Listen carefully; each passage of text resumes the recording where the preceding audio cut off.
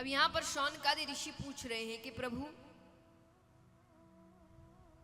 ये कथा सबसे पहले पृथ्वी पर किसने किसको सुनाई?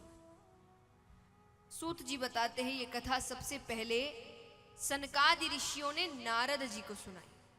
सनकादि ऋषि कौन है बताइए? ये ब्रह्मा जी के 4 मानस पुत्र है, सनक, सनंदन, सनत कुमार, सनातन। हमेशा एक साथ रहते हैं, इसीलिए उनको सनकादि ऋषि कहते हैं। तो विस्तार में इस प्रसंग को बताया गया है कि नारद जी ने पृथ्वी की बड़ी प्रशंसा सुन रखी थी, तो परिक्रमा करने आते हैं। करते करते हरिद्वार तक जाते हैं, वहां उनका मिलना सनकादि ऋषियों से होता है। अब सनकादि ऋषि देख रहे हैं कि नारद जी के चेहरे पर चिंता के भाव है, उदास है बहुत। तो उन्होंने पूछा, क्योंकि जो हर वक्त भगवान का नाम लेता हो उसके मन में कैसी चिंता? तो वो कहते हैं कि आप चिंतित हैं। नारद जी ने कहा, मैंने पृथ्वी की बड़ी प्रशंसा सुन रखी थी, राजा हरिश्चंद्र, सती सावित्री। मैं परिक्रमा करने आया तो मैंने तो उल्टा ही दृश्य देखा। यहां तो घर घर में कलह हो रहे हैं, भाई भाई से लड़ रहा है, माँ बाप को घर से बाहर निकाल दिया जा रहा है, बेटी ना गर्भ के अंदर सुरक्षित है ना गर्भ के बाहर सुरक्षित है। व्यक्ति सही गलत के बीच का फर्क भूल गया है। ये देखते देखते मैं वृंदावन की ओर गया तो वहां यमुना नदी के तट पर एक देवी स्वरूपा बैठी है जो बहुत रो रही है, और उसके पास नीचे 2 वृद्ध पुरुष लेटे हुए हैं अचेतन अवस्था में, ऊंची ऊंची सांसें ले रहे हैं। ऊंची ऊंची सांसें यानी ऊंची ऊंची सांसें यानी अंतिम सांसें, कभी भी कुछ भी हो सकता है, और कोई उनकी सहायता नहीं कर रहा। सनकादि ऋषियों ने कहा, तो वो कौन थी, आपने पूछा नहीं? बोले, मैंने पूछा। तो उसने कहा, मेरा नाम भक्ति है। कौन है? तो बोले, ये 2 पुरुष कौन है? बोले, ये मेरे पुत्र हैं, ज्ञान और वैराग्य। तो मैंने उससे पूछा, उसकी ऐसी स्थिति कैसे हुई? तो बताती है कि दक्षिण भारत में मेरा जन्म हुआ, कर्नाटक में मेरा परिपालन हुआ, वहां मैंने यौवन अवस्था प्राप्त की, पर गुजरात आते आते मैं वृद्ध हो गई। अब देखिए, ये इस प्रकार बताया गया है क्योंकि उस वक्त दक्षिण भारत में बड़े बड़े संत हुए जिन्होंने पूरा जीवन ही भक्ति के प्रचार प्रसार में लगा दिया, इसलिए भक्ति का जन्म दक्षिण भारत माना गया है। कर्नाटक में परिपालन हुआ, जहां आचार विचार शुद्ध होते हैं वहां भक्ति बढ़ती है। आज भी कर्नाटक में कितने भक्त हैं जो निर्जला एकादशी का व्रत नियम अनुसार करते हैं। इसीलिए कर्नाटक में भक्ति का परिपालन हुआ, वहां उसने यौवन अवस्था प्राप्त की, पर गुजरात में भक्ति वृद्ध हो गई। उस वक्त गुजरात में बिल्कुल भी भक्ति नहीं थी, बिल्कुल भी नहीं। यानी स्थिति ऐसी थी कि अगर किसी के सर पर टीका लगा भी देख लेते तो सब काम काज छोड़कर पूरा गांव इस चक्कर में लग जाता कि इस व्यक्ति को बाहर निकालो, ये गांव खराब कर देगा। उस वक्त भी ज्ञानी तो होते थे, संस्कृत के पंडित होते थे, तो उन्होंने भक्तों के विरोध में श्लोक लिखे हैं। वो कहते हैं कि काष्ठ कंठी मृगतिल की, जो तुलसी की माला पहनते हैं, तिलक लगाते हैं, कि काष्ठ कंठी मृगतिल की पाखंडी ना संशय, ये पाखंडियों के लक्षण है। कि काष्ठ कंठी मृगतिल की पाखंडी ना संशय, मूर्खा नाम लक्षणम चैते है तप मुद्रा धरोमिता। जो तुलसी की माला पहनते हैं, तप करते हैं, तिलक लगाते हैं, भगवान का नाम जप करते हैं, ये सब मूर्खों के लक्षण हैं। ऐसी स्थिति थी। और बताया गया है कि गुजरात में जो सबसे पहले भक्त हुए थे वो थे नरसी मेहता। श्री कृष्ण के एक बहुत बड़े भक्त हुए नरसी मेहता। वो गुजरात के सबसे पहले भक्त हुए, इसलिए उनको भी बहुत सताया गया था। लेकिन उन्होंने जो भक्ति का बीज रोपण किया है और उसके बाद जो फसल आई है, तो अब तो स्थिति ऐसी है कि आज गुजरात भक्ति का मुकुट है।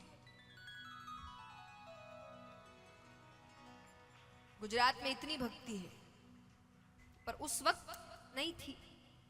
तो वो सब बता रही है। अंत में उन्होंने कहा कि गुजरात के बाद वृंदावन आकर मैंने अपनी यौवन अवस्था प्राप्त कर ली, पर मेरे जो 2 पुत्र हैं ज्ञान और वैराग्य, ये अभी तक वृद्ध हैं। तो सनकादि ऋषि कहे कि आपने उनके लिए कुछ किया नहीं? बोले मैंने किया, मैंने कितने वेद उपनिषद शास्त्र के श्लोक कहे, पर मैं जब तक कहता तब तक तो वो चेतन अवस्था में रहते। मैं जैसे ही चुप होता वो वापस बेहोश हो जाते। मुझे समझ नहीं आ रहा मैं क्या करूं। तब सनकादि ऋषियों ने कहा कि आप श्रीमद् भागवत कथा सप्ताहपरायण करिए। सप्ताहपरायण यानी 7 दिन की कथा। महीना परायण भी होता है, 1 महीने की कथा।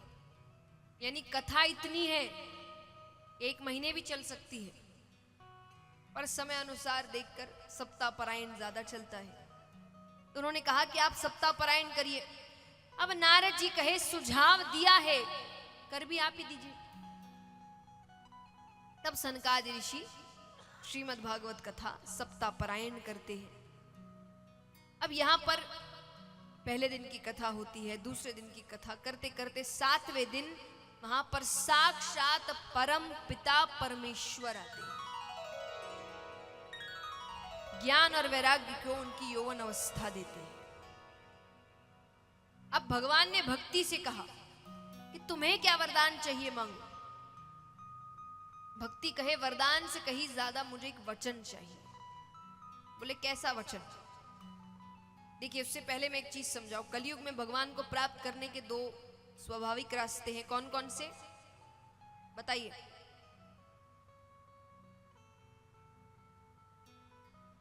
भक्ति और बताओ। एक रास्ता है भक्ति, दूसरा है वो तो भक्ति के अंदर ही आता है। जोर से। वो भी वो सब चैप्टर है। सब्जेक्ट भक्ति, आप सब चैप्टर के नाम बता रहे हैं। चैप्टर और चैप्टर ज्ञान दूसरा है। तो भक्ति और ज्ञान ये 2 रास्ते हैं भगवान को प्राप्त करने के। अब इसी वंश में आगे जाकर गया नामक राजा हुए। ये विष्णु भगवान के बहुत बड़े भक्त थे। अब एक बार शिकार खेलने जाते हैं तो गलती से हिरण के धोखे में मारा हुआ तीर एक ब्राह्मण को लग जाता है। तो वो मरते मरते श्राप देते हुए जाते हैं कि तुम राजा हो पर कार्य तुमने असुरों वाले किए हैं, तो मैं श्राप देता हूं तुम असुर योनि को ही प्राप्त हो जाओ।